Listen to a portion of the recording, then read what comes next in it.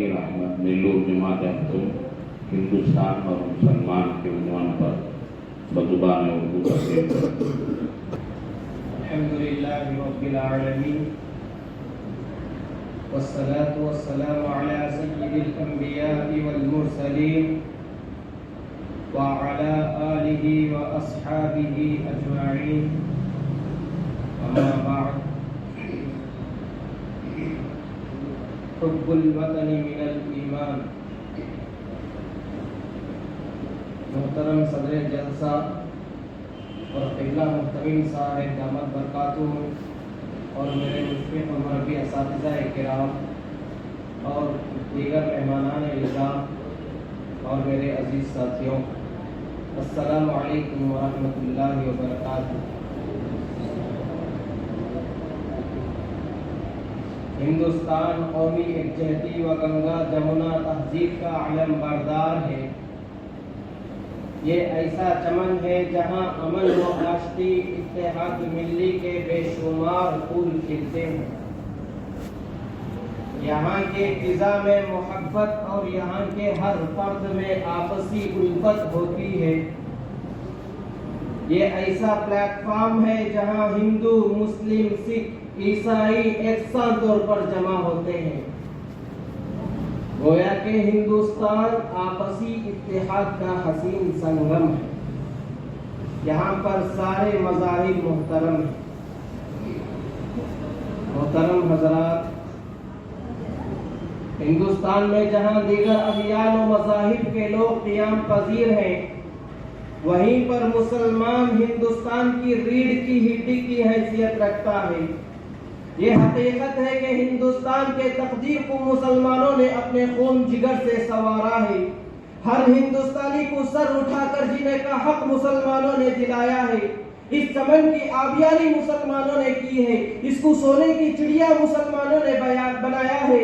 हर वक्त मुसलमान अपने वतन अजीज की मोहब्बत में डूब कर सबसे पहले सीना सिपर होकर हिंदुस्तान पर कब्जा करने वालों के नापाक अज़ाइल का कलाकमा किया और अंग्रेजों को इस मुल्क से मार भगाया। अंग्रेजों के खिलाफ अलम बगावत बुलंद करके अपने जवान बीवियों को बेवाह बनाकर, अपने बच्चों को यतीम करके, अपने खून को पानी की तरह बहाकर, अपने गर्दनें कटाकर हर आने वाले बातिल ताकत का मुस्लिम उलमा और अवाम ने मुकाबला किया और उनके नापाक मंसूबों की धज्जियां उड़ा दी और उनसे ये बात भी कह डाली कि जब तक हिंदुस्तान में मुसलमान मौजूद रहेगा उस वक्त तक हिंदुस्तान को गैरों के हवाले नहीं किया जा सकता।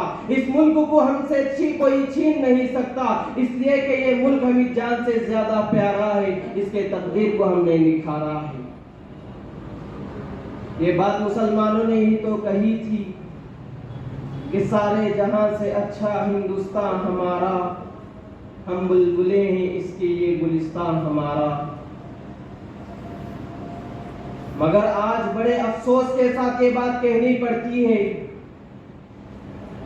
कि मुसलमान जिस वतन के खातिर अपने जाने गंवा दी, जिस वतन के खातिर अपने बीवियों को बेवाह बनाया, जिस वतन के खातिर अपने बच्चों को यतीम किया, अपने खून को पानी की तरह बहाया, जिस वतन की हिफाजत के खातिर अपने गर्दनों को सूली पर लटकाया, आज उसी हिंदुस्तान में उन्हीं मुसलमानों का जीना दोभर किया जा रहा है। उनके साथ नाइंसाफी और बेवफाई की बर्ताव किया जा रहा है। उनके जज्बात और एहसासात को मजरूह करके उन्हें नाउमीद और बाकी हिंद करार दिए जा रहे हैं। उन पर दहशतगर्द करार देकर उनकी जिंदगियों से खिलवाड़ किया जा रहा है। दूसरे अल्फाज में ये कहा जाए तो बेजा ना होगा कि उनके साथ सौतेला सलूक किया जा रहा है। उनके मसाजिद को शहीद और मदारिस को मुकफ्फल किया जा रहा है। उनके इबादत गाहों को दहशतगर्दी के अड्डे करार दिए जा रहे हैं। आखिर इन तमाम बातों की बुनियादी वजह क्या है?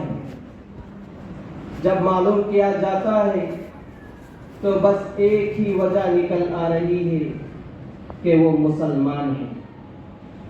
किसी ने क्या ही खूब कहा, कटते ही रहे बस्ती में हम राहबरों की, आंखों में सलाखें रहे हम दीदावरों की। लूटी गई इज्जत तो हमारे ही घरों की, काटी गई फसलें तो हमारे ही सरों की। इस देश में बरसों से परेशान हैं हम लोग, इस देश में برسوں سے پریشان ہیں ہم لوگ، بس جرم ہے اتنا کہ مسلمان ہیں ہم لوگ۔ میں ان مسلم دشمنوں سے پوچھنا چاہتا ہوں کہ ذرا بتاؤ کہ ہندوستان کو اتنا حسین و جمیل کس نے بنایا؟ یہ مرکز توجہ بنا ہوا لال قلعہ کس نے بنایا؟ ہندوستان کی قد و قامت کی دلیل یہ قطب مینار کس نے بنائی؟ ہندو مسلم سکھ عیسائی اتحاد کا ثبوت دینے والا وہ چار مینار کس نے بنایا؟ ارے ہندوستان کے سندرویا تاج محل کس نے بنایا؟ بلا آخر تم یہ کہنے پر مجبور ہو جاؤ گے کہ یہ سب مسلمانوں کی دین ہے، مسلمانوں کی مرہون منت ہے۔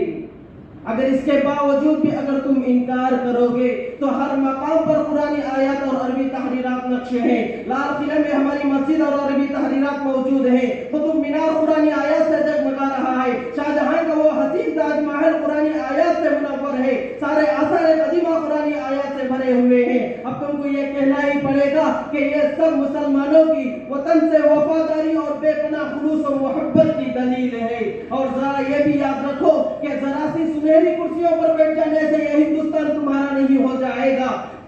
ووٹوں کی بھیک سے حاصل ہوئے اقتدار کے ذریعے یہ تم شہنشاہ ہند نہیں بن جاؤ گے۔ تم کو ہر حال میں مسلمانوں کو ماننا پڑے گا۔ مسلمانوں کے بغیر یہ قدم بھی آگے نہیں بڑھ سکتے اور مسلمانوں کو نہیں بلا سکتے۔ کلیم عاجز نے کیا ہی خوب کہا، اب وہ انجمن اہل ستم کی ہے جلوہ، روشن جہاں چراغے وفا کر چکے ہیں ہم، کس کس جگہ بیاض وطن سے مٹاؤ گے، ہر ہر ورق پہ مہرے وفا کر چکے ہیں۔ ان تمام باتوں کے باوجود ہم مسلمانوں پر ہی ظلم ہو رہا ہے۔ ہر جگہ ہماری مساجد موجود ہیں مگر ان مساجد میں عبادت کرنے سے روکا جا رہا ہے۔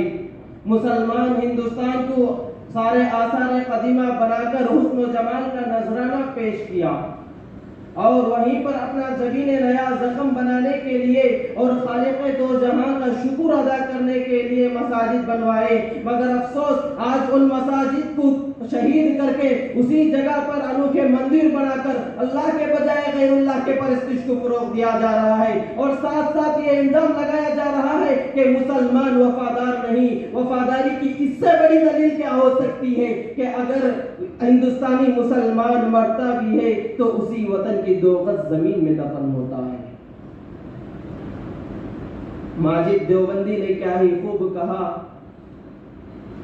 اب زمین کا بدن نہ چھوڑیں گے، یعنی اپنا کفن نہ چھوڑیں گے۔ اب زمین کا بدن نہ چھوڑیں گے یعنی اپنا کفن نہ چھوڑیں گے۔ کہ ہمارا ایمان یہی ہے ماجد کہ مر کر بھی وطن نہ چھوڑیں گے۔ اے مسلم دشمنوں، اگر تمہاری ساری طاقتیں بھی مل کر مسلمانوں کا کچھ بگاڑنا چاہو تو مسلمانوں کا ایک بال بھی بگاڑ نہیں کر سکتے، اس لیے کہ مسلمانوں کے پاس ایک ایسا ہتھیار ہے جس کے آگے سارے ہتھیار زیر ہیں۔ اگر مسلمان ہاتھ اٹھائے گا تو پوری دنیا کا کایا پلٹ دے گا۔ تمہاری پروازیں صرف اور صرف تمہاری کرسیوں اور فرش تک محدود ہے، لیکن یاد رکھو مسلمان کی فریاد کی پرواز عرش تک ہے۔ لہذا تمہارا یہ خیال باطل اور غلط ہے۔ مسلم دشمنی سے باز آ جاؤ۔ اے مسلمانوں، میں تمہیں بھی کہنا چاہتا ہوں کہ تم اللہ پر بھروسہ رکھو، اللہ ہی سے ہونے کا یقین دل میں پیدا کرو، غیر اللہ اور غیر اللہ سے ہونے کا یقین دل سے نکال دو، اللہ کے مرضیات کے آگے جھک جاؤ، منشاء الہی پر عمل پیرا ہو جاؤ تو ساری دنیا تمہارے قدموں میں گر جائے گی۔ وَلَا تَهِنُوا وَلَا تَحْزَنُوا وَأَنْتُمُ الْأَعْلَوْنَ إِن كُنتُم مُؤْمِنِينَ، تم ہی سربلند رہو گے بشرطے کہ تم مؤمن کامل بن جاؤ۔ اللہ تعالی ہم تمام کو عمل کی توفیق عطا فرمائے۔ آمین۔ وآخر دعوانا الحمدللہ رب العالمین۔